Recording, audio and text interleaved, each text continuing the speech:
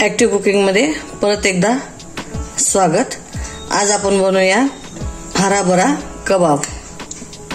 तर आपण थोडंसं अगदी किंचित तेल टाकून घेऊया। तेल यासाठी की आपलं एक किंचित तेल, जास्त तेल टाकायचं नाही, कारण जास्त तेल टाकलं की आपला कबाब करता वेळेस फुटतो। तेल गरम झाल्यानंतर एक अर्धा चमचा जिरे घालूयात आपण।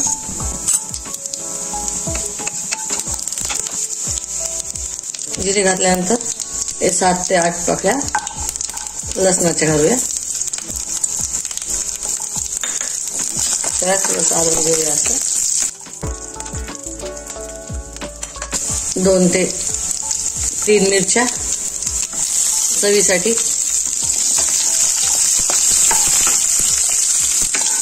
त्यानंतर थोडीशी अंड्याची पात असेल तर घालायचं, कारण ग्रीन आहे तर आपण ग्रीन पॅकेजच करतोय ना। आता हराभरा कबाबमध्ये नॅचरल हिरवा रंग ज्याच्यानं येईल तेच आपण घातलेलं आणि चवही छान खमंग येईल। त्यानंतर आपण पालक घालूया, स्वच्छ धुवून घेतलेला पालक। कोथिंबीर, भरपूर कोथिंबीर घालायची, चवही छान येते आणि रंगही चांगला येतो। आता हे आपण किंचितच वाफून घ्यायचं, जास्त वाफवायची आपल्याला हे गरज नाही, कारण का तर नंतर आपल्याला हे मिक्सरमधून पण काढता येतं। आता ज्याची खरं आपण ग्रीन पीसचं हे करणार आहोत ते आहे हिरवा ताजा वाटाणा, जे काल मार्केटमधनं आणलेला। अंदाजे आपण 2 वाटी, जितका वाटाणा जास्त घातला ना तितकं छान होतं। आपण जेव्हा बाहेर खातो की नाही त्यामध्ये वाटाणा कमी आणि बाकीच्याच वस्तू जास्त असतात, पण आपण जेव्हा घरी करतो तेव्हा आपण वाटाणा जास्त घालतो। आणि थोडंसंच मला गरम होऊ द्यायचं आता, कारण ह्याचा हिरवा रंग गेला नाही पाहिजे। आणि जास्तच वाफवलं की जास्तच पाणी सुटतं, तर मग तुम्हाला जास्त त्याची जे आपण पेस्ट करणार आहोत ती पातळ होईल। त्याच्यामुळं अगदी थोडंच वाफवून घ्यायचं आपल्याला। आता पहा तुम्ही, छान वाफलेला आहे, आपण गॅस बंद करून टाकलेला आहे। थोडंसं किंचित थंड होऊ द्यायचं आपल्याला आणि मिक्सरमधून बारीक वाटून घ्यायचं। अशा आपण मिक्सरमधून बारीक वाटून घेतलेलं आहे। आता एका भांड्यामध्ये आपण हे काढून घेऊया।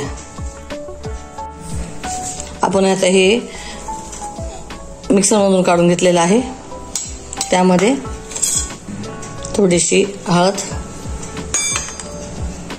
थोडंसं तिखट कारण मिरचीमध्ये टाकलेली आहे आपण, अर्धा चमचा चाट पावडर, चाट मसाला, अर्धा चमचा गरम मसाला, बाइंडिंगसाठी कॉर्नफ्लोअर, चवीसाठी थोडंसं मीठ घालायचं। मीठ थोडंसं रोखून घालायचं, कारण आपण चाट मसाला असतं त्यामध्ये पण थोडंसं मीठ असतं।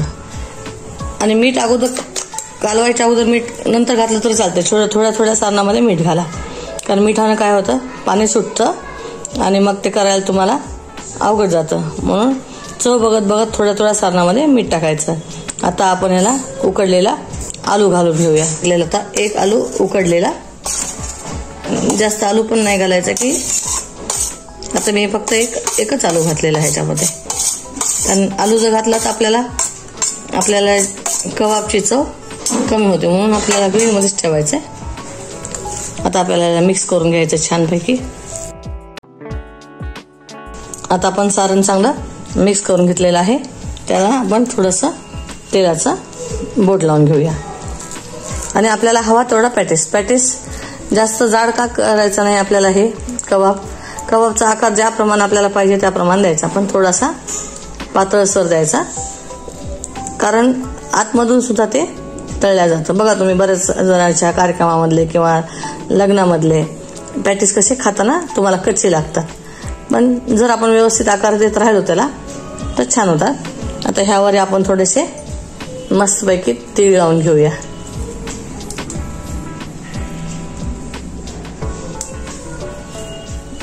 तीळ लावल्यानंतर दिसायला सुंदर दिसतात आणि तीळ खायला पौष्टिकही असतात. आणि ह्याच्यावर सगळ्याचा आवडीचा विषय म्हणजे काजू. तर आपण असा काजू लावून घेऊया. छानपैकी मी पॅटीस बनवून घेते. आता आपण गॅसवर तेल ठेवून तेल तापून घेतलेलं आहे. त्यामध्ये आपला एक एक पॅटीस असा हळू सोडायचा आहे. डीप फ्राय पण केलं चालतंय आणि शॅलो फ्राय केलं तरी चालतंय. बारीक गॅसवर छानपैकी त्याला तळून घ्यायचं आहे. थोडंसं झाल्यानंतरच आपल्याला त्याला उलट टाकायचं आहे. अगदी सहज सोप्या पद्धतीने आपल्याला करता येतं.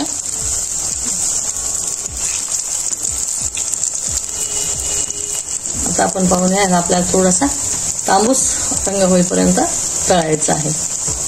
आता आपण पाहू शकतो की आपला खूप छान पॅटीस तयार झालेला आहे. अगदी खमंग वास तळताना सुद्धा छान येतोय.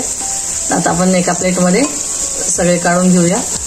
अगदी तेल निथळून काढायचं आपल्याला. तेल कसं असतं की मध्ये थांबल्यानंतर तसं थोडंसं 2 मिनिट थांबून आपण काढू शकतो.